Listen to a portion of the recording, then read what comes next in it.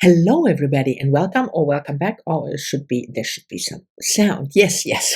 Welcome back to the second shelf and to another kind of haul, as you see from the blouse, but it's mainly my Nonfiction November TBR, but most of the books, except for one, that was already in my house and the rest I bought. So it's kind of a combination of TBR and haul, and hence I thought I'd take the book haul blouse out of the closet and wear it today.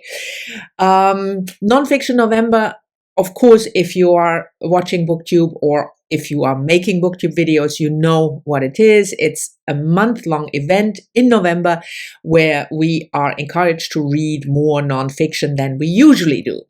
The event is hosted and was initiated by Olive from A Book Olive. I will leave her announcement videos and also her recommendations down below. And each year, Olive comes up with a couple of one-word prompts that we can use or not, but if we want to use them, we can use them in any way that we can imagine. And it's more to, help us maybe come up with books that we would otherwise not read nonfiction wise. Yes, I'm going to close this down now. As for the idea to read more nonfiction than you usually do, the only requirement to participate is actually to read one nonfiction book. I looked at my reads so far up to September, up to October, and what am I talking about? Up to November. So from January through October, and I read an average of 5 nonfiction books a month. It's about a third of my reading. I was surprised that it was more because in my head I'm reading a lot of nonfiction, but oftentimes you just, think you do something, and then when you look at it, when you look at the facts and figures, you don't. So my idea is to read more than 5. For the 4 prompts, I have picked 2 books each, so that I have also some, possibilities and some choices, and there is a bonus book at the end. Now I have to open this file again. The 4 prompts are record or record. You can interpret that in more than one way: element, border, and secret. And for the first prompt, record, I interpret it as record and not record, but you could, for instance, also read memoirs. I read a memoir, but my idea was a record is something that breaks through a barrier. And I picked 2 books, one memoir and one narrative nonfiction that I feel serves this prompt very well of breaking through a barrier. And the first one is the memoir, A Bite of the Apple by Lenny Goodings, first published in 2020. I'm so well prepared again today. And Lenny Goodings was for the longest time the publisher of Virago, and Virago Press was something new. They wanted to really engage in promoting female voices from all over the world. And Lenny Goodings, this is her memoir, A Life with Books, Writers, and Virago. And I really admire Virago Press, and also that they tried to break through the barrier of publishing in terms of female writers. So this is my first choice for the prompt record, but it's also recording because it's a memoir. I said that already.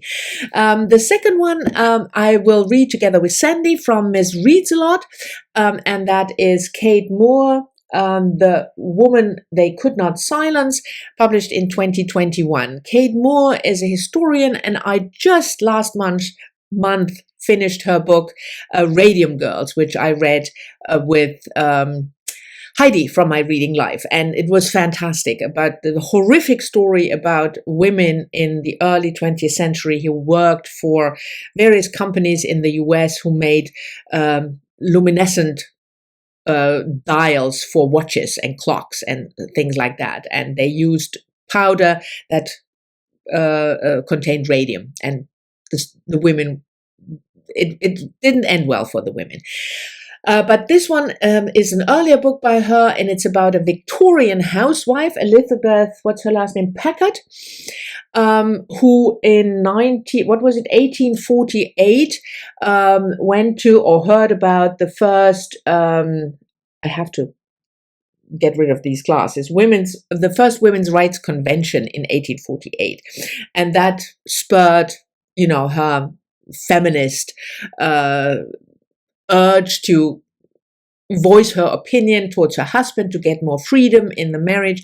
And her husband didn't like that. Not at all. And what seems to be, if you look at especially Victorian times, but also into the 20th century, a lot of women then were put into insane asylums because their husband said, this woman is insane, because obviously she didn't do what he expected a wife to do and what he thought he was entitled to. So this is the story of Elizabeth who was forced into an asylum without having any mental illness, and the women she met there, a lot of them with the same fate, and how she tried to get out of it. So this is certainly something that interests me a lot, because that fact that women were deemed insane if they didn't conform to the image that the patriarchy and men had about how a woman should behave, I think is really, it's frightening, but it's an important issue. So this is the second one, breaking through a barrier, obviously, as a woman who didn't want to be confined to what people thought a woman should be. Then the second prompt is element. And there are lots of ways. Again, Radium Girls would be a fantastic pick because it's about an element, a chemical element, radium. But I thought of, in chemistry, an element is something fundamental, It's elementary also. And I thought, what topic do I feel is really elementary to the way we live? And you can come up with a lot of topics, but one of the topics that also are of particular interest and concern to me is racism. So I picked two books that address racism and white supremacy, because I feel that that is an elementary topic nowadays. The first one is a Black British author, Emma Dabiri. The book is called Twisted: The Tangled History of Black Hair Culture. This is also an Irish writer, and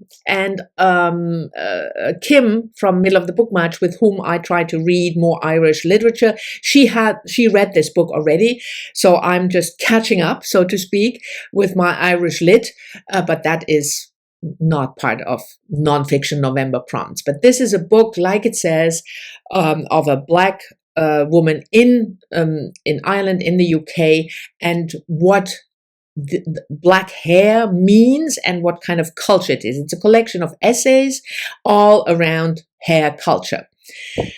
And the other book I picked for an elementary topic, racism, is a memoir, and that is Mina Alexander, Fault Lines. Oh, and I forgot to tell you when Twisted was published, first published in 2019. And this memoir is a little bit older. It's from 1993. The author was an Indian-born writer. Here you can see our author, who died quite young in 2018. She was born 1951. And this is her account of her life outside of India, and what it meant for her to also, by the way, would be a fantastic pick for the next prompt, border, because she crossed a lot of borders. I had never heard of this author, but it's one of the authors that I want to look at for my other project, The 1001 Women I Have to Read Before I Die. So I really hope that this will be as good as it sounds and might qualify for the 1001 book list. The next, as I already said, the next prompt is border. And I didn't take a very sophisticated interpretation. I just thought translated literature, so translated nonfiction. That's also something that I want to engage in as much as possible.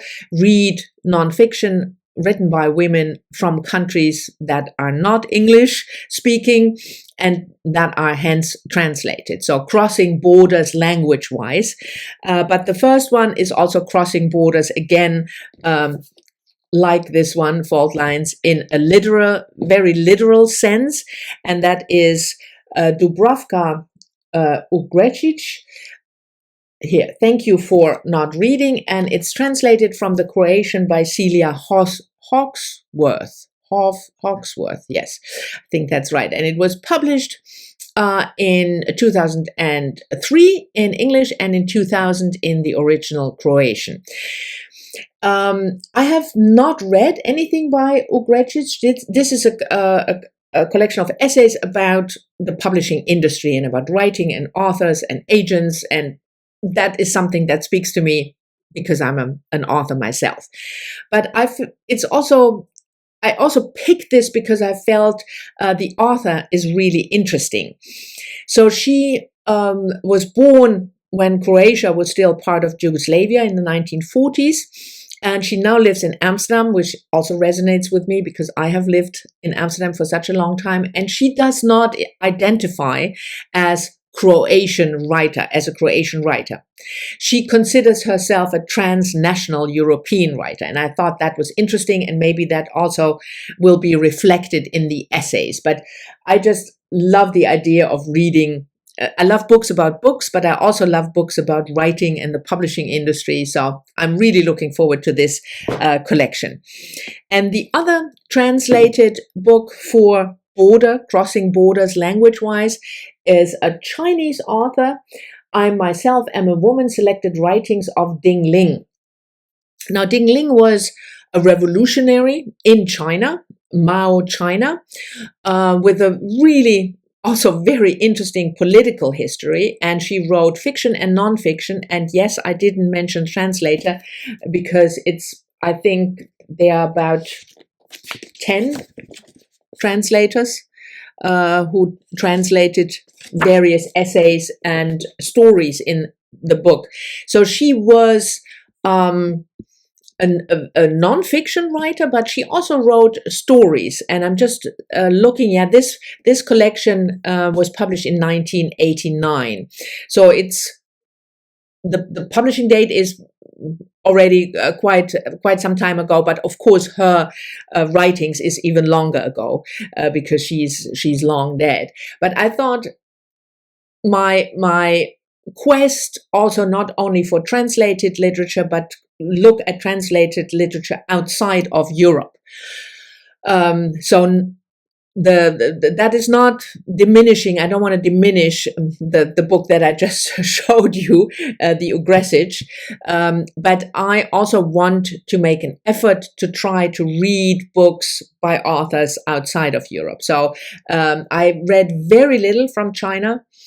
I sometimes struggle when I read something from China with my very, very profound lack of knowledge. So books often seem to me floating in no man's land because I have no anchor.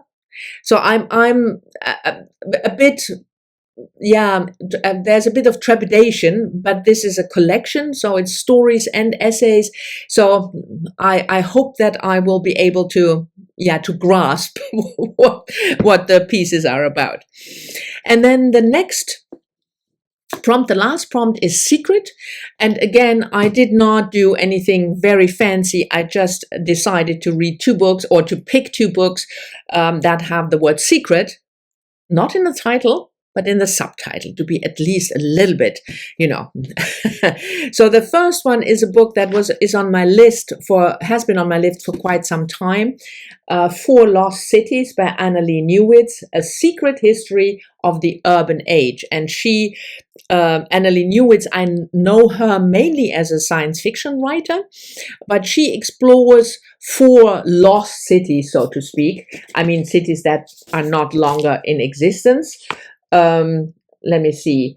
So from very early, the Neolithic site in central Turkey, then Pompeii, which we all know, then the medieval megacity Angkor in Cambodia, and the indigenous metropolis Cahokia, which is close to where now East St. Louis is in the US. And I find this idea that cities come and go really fascinating. So that, like I said, this had been on my list to read for quite a long time, because ever since it was published in 2020. So yeah, and the next one is a book that I already had before now, so I didn't buy it specifically for Nonfiction November. I bought it actually for my birthday with vouchers that I received from friends, and that is Joanna Scott's Hotbed, Bohemian Greenwich Village, and the Secret Club that Sparked Modern Feminism. As you know, if you follow my channel for any length of time, feminism and the history of feminism is a topic that always interests me. And this book was published earlier this year, so it's really new, about this group of women in Greenwich Village who had this kind of secret club, and their what they mean, or what they meant for feminism in the early 20th century. Is it 20th century? Yes, it has to be 20th century. And Joanna Scott is a literary critic. Here's our author, picture of our author, a literary critic and historian. And yeah, had this book since July, obviously, my birthday. So I hope that I will get to it.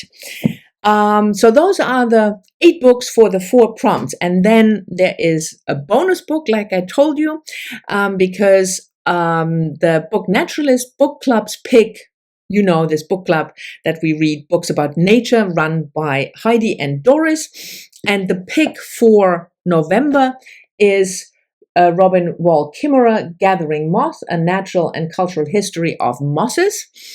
And I want to read this, but not for a particular prompt, but just because it's the Natural Book Club pick. And also because Robin Wall Kimmerer is an Indigenous author. And in November, it's also what was called Indigathon, but is now called the Skoden Readathon. So I read at least 1 book by an Indigenous author in November, which is not a lot, but better than none. So these is my haul and TBR and bonus books for Nonfiction November. Thank you very much for watching. I hope you've enjoyed it. Let me know whether you plan on reading more than usual nonfiction in November, whether you will do the prompts or not. I'm really interested, but I'm looking forward to any other comments as always, and I'll see you all soon in the next one.